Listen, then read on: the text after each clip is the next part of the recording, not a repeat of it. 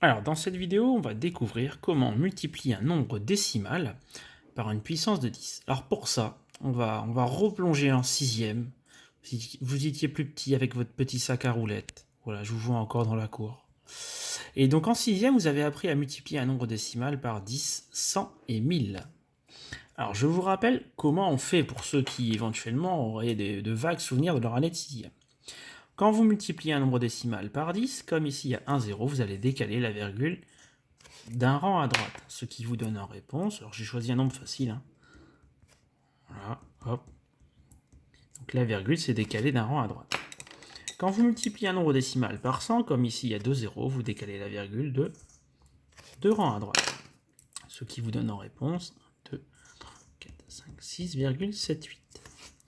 Et quand vous multipliez un nombre décimal par 1000, comme il y a 3 zéros, vous allez décaler la virgule de 3 rangs vers la droite. Ce qui vous donne en réponse, voilà.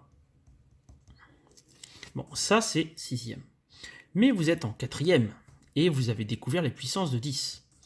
Donc en fait, ce calcul-là est pareil que ce nombre décimal multiplié par 10 exposant 1.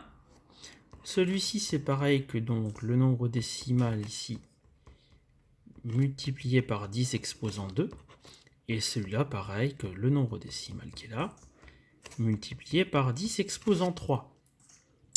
Vous pouvez voir que ici, l'exposant fait 1 et on a décalé la virgule de 1 rang à droite. Là, l'exposant fait 2, on décale la virgule de 2 rangs à droite. Là, l'exposant fait 3, on décale la virgule de 3 rangs à droite. Donc en gros, quand vous allez multiplier un nombre décimal par une puissance de 10 d'exposant positif, vous allez décaler la virgule vers la droite parce que l'exposant est positif, et le nombre de rangs est indiqué par l'exposant.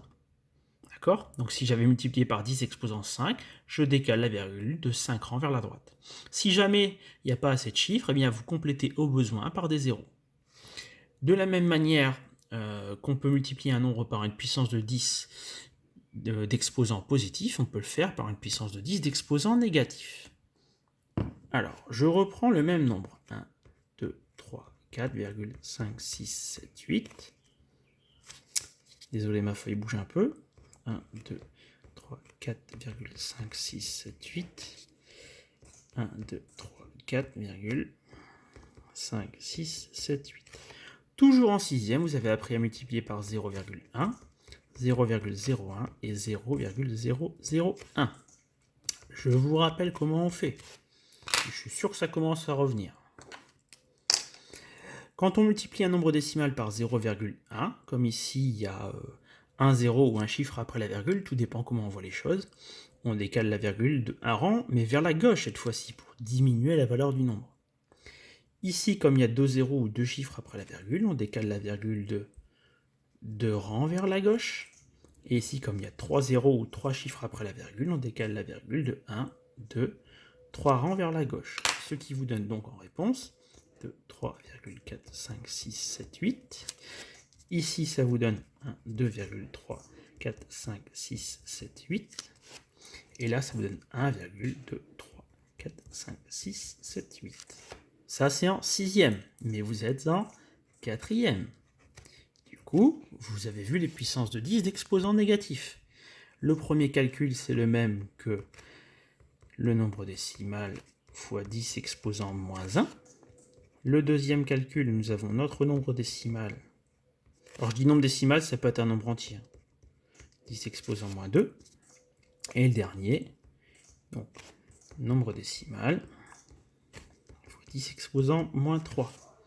Et donc, vous pouvez voir que cette fois-ci, quand on multiplie un nombre décimal ou un nombre entier par une puissance de 10 d'exposant négatif,